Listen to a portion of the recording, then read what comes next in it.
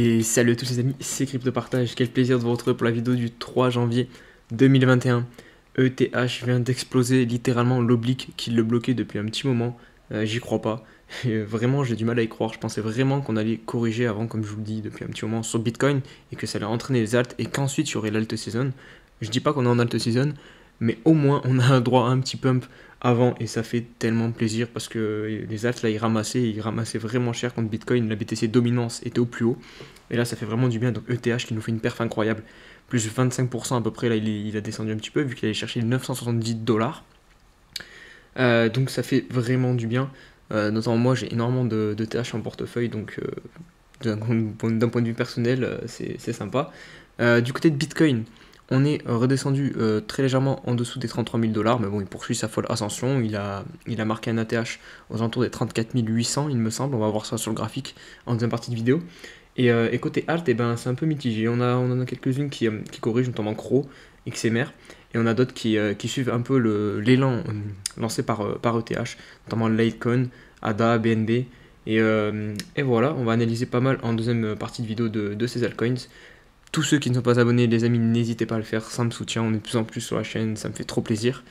Et voilà, ben, on part pour la vidéo.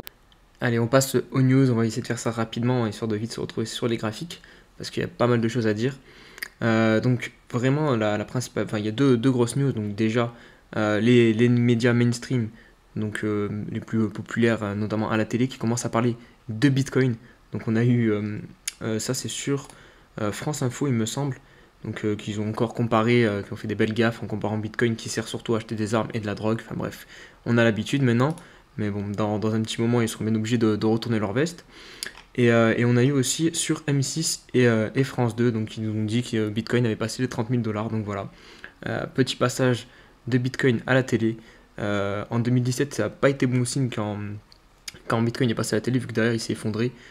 Donc attention les amis, quand il y a trop, quand la masse est trop, quand trop de monde commence à avoir l'info à partir du FOMO, c'est là que généralement il y a les plus grosses corrections. Donc évidemment pour moi on garde toujours en tête la correction des moins 30%. C'est une certitude qu'elle va arriver, je vais vous montrer ça encore sur les graphiques. Et ça c'est des informations qui tendent encore plus à ce que la correction vienne. Donc voilà, et la deuxième news, donc c'est l'anniversaire du Bitcoin, donc le 12e anniversaire du Bitcoin, car le premier bloc a été créé le 3 janvier 2009 par Satoshi Nakamoto du coup. Et voilà, donc c'est sympa comme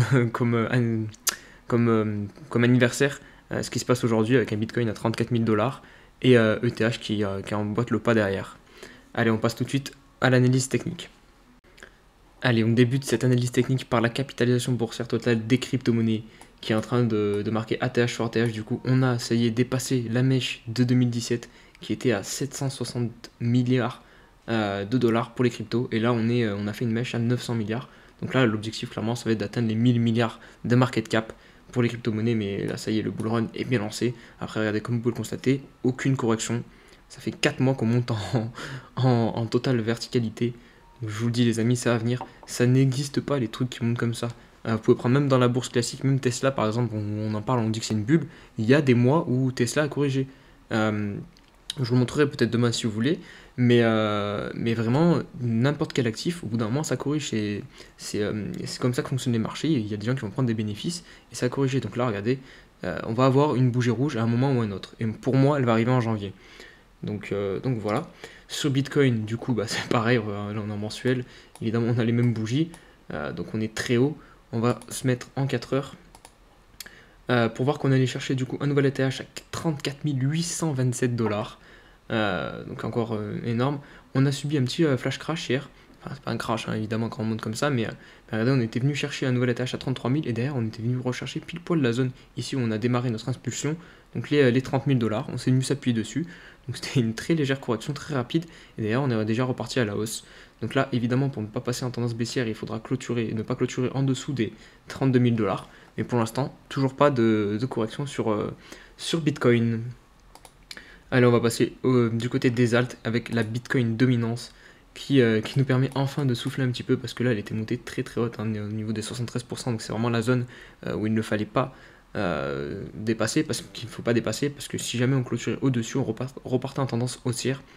et c'était pas bon pour les alts. Donc là c'est parfait, on est vraiment en train de se faire enfoncer là, on retourne au niveau des 70%, donc c'est top, ça nous permet de souffler et de faire du bien à nos altcoins, notamment du coup ETH qui lance tout ça et qui nous fait une monstrueuse bougie. Là on est en weekly, on va se mettre en daily, regardez-moi ça, c'est incroyable, donc ça nous fait plus de 30% quasiment. Et voilà, c'est cette oblique là que je vous parlais depuis un petit moment. Je vous disais que regardez là, on a vraiment clôturé vraiment pile poil dessus, ça se voyait qu'on n'arrivait pas à passer.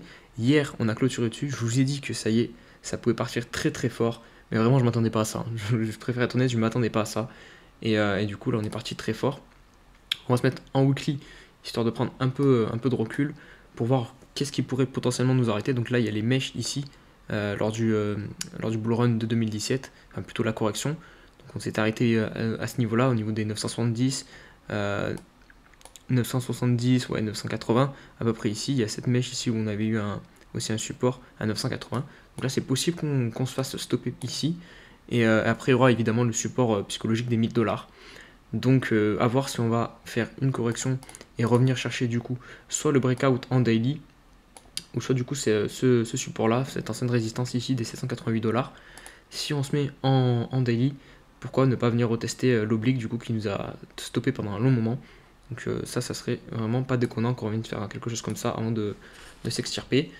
Personnellement, ce que j'ai fait, j'ai vendu j'ai GTP pas mal, rien du tout, 5-10% de mes ETH, et j'ai remis quelques ordres d'achat au niveau de l'oblique. Donc voilà, si ça peut vous inspirer. Donc voilà, pour ETH, ça fait vraiment super plaisir. On enchaîne avec Polkadot. Donc Polkadot, pareil, qui lui a démarré un petit peu avant ETH. Mais regardez, là, pour l'instant, c'est parfait. Encore une fois, l'analyse chartiste qui fonctionne parfaitement. J'ai mis cette zone où on pourrait TP parce que c'est des extensions de Fibo et ça correspond au 1.2 et au 1.4. Donc regardez, on vient pour l'instant mécher pile poil dessus. Donc à voir si on va réussir à la transpercer ou si on va se faire repousser et venir faire le pullback sur cette zone-ci et ensuite repartir à la hausse. On poursuit avec Litecoin aussi, Litecoin qui nous fait une très belle perte. D'ailleurs, il me semble qu'il est passé 4ème au coin market cap. Donc il a doublé avec XRP. Et regardez, en weekly, c'est très propre. Je vous ai dit qu'il fallait clôturer au-dessus de cette résistance là et c'est ce qu'on est en train de faire. Donc là, on va pouvoir venir chercher aisément les 170-180$ pour Litecoin, je pense. Après, les alts, évidemment, ça va dépendre de Bitcoin. Pour l'instant, là, Bitcoin réussit à se maintenir aux alentours des 33 000$. Du coup, ça permet aux alts de se réveiller et de pump. Mais si Bitcoin décide de faire moins 30 dès demain, d'ailleurs, demain, il va falloir vraiment se méfier parce que les professionnels reviennent. Ils étaient en vacances. Et là, même au niveau des futurs CME, on a des gaps monstrueux sur Bitcoin. Donc, vraiment, demain, ça va être une journée à surveiller. Personnellement, ça ne m'étonnerait pas qu'il y ait du rouge, qu'on ait un gros crash. Mais rien n'est sûr. Rien n'est sûr. Mais personnellement, c'est mon avis, je pense que demain, on va avoir un gros crash. Et qu'on risque de peut-être reperdre tout ce qu'on vient de perdre sur les alts. C'est pourquoi il ne faut pas s'emballer, mais au moins, ça fait plaisir. Et voilà. Après, si vous ne faites pas des TP maintenant, ça ne changera pas grand-chose, mais bon, suivez votre plan. Il faut vraiment suivre son plan. Faut pas chercher à le modifier en cours de route. Donc, on se retrouve maintenant sur AAV. Donc, AAV, regardez, là aussi, il est en train de pump, mais encore une fois, il y a une résistance sur sa tête. Donc, c'est le haut. Là, on est vraiment en train de ranger dans ce niveau-là. Et donc là, on est vraiment pile poil sur les 92$. Donc, à voir si on va réussir à clôturer au-dessus et partir plus haut, ou si on va se faire encore une fois renfoncer et aller chercher le bas de ce range. Et pour terminer cette vidéo, j'espère que j'ai pas été trop speed, mais là c'est avec l'excitation de TH, vous me pardonnerez, s'il vous plaît. Mais voilà, donc regardez, pour le Binance Coin, on est de nouveau non loin de la TH. Donc là, on va essayer de clôturer en weekly dans cette zone-ci. Et là, clairement, on pourra aller partir en price discovery après pour le BNB. Donc voilà, c'est tout les amis pour cette vidéo. J'espère qu'elle vous a plu. Si c'est le cas, n'hésitez pas à bombarder la barre de like, à partager. On est de plus en plus, que ce soit sur Twitter aussi. N'hésitez pas à me rejoindre sur la chaîne et ça me fait vraiment super plaisir. Allez les amis, je vous dis à demain pour une nouvelle vidéo. Ciao ciao.